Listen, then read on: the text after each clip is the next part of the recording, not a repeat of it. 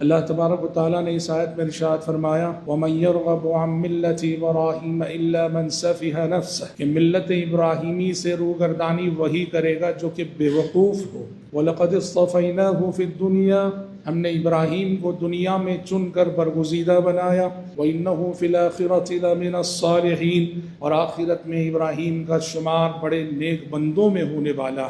آیت کے ترجمے سے 3 باتیں واضح ہیں۔ پہلی بات تو یہ کہ اللہ نے ملت ابراہیمی کی پیروی کی دعوت دی ہے۔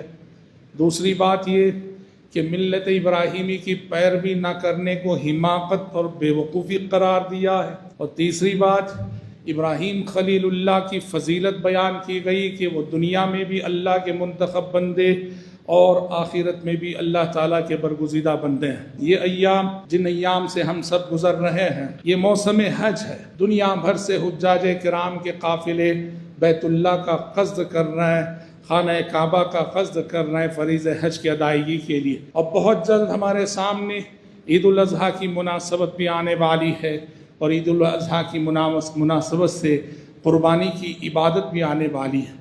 یہ تینوں مناسبتیں ایسی ہیں جن کا تعلق حضرت ابراہیم علیہ السلام کی زندگی سے، حضرت ابراہیم علیہ السلام کی حیات سے بہت گہرا ہے۔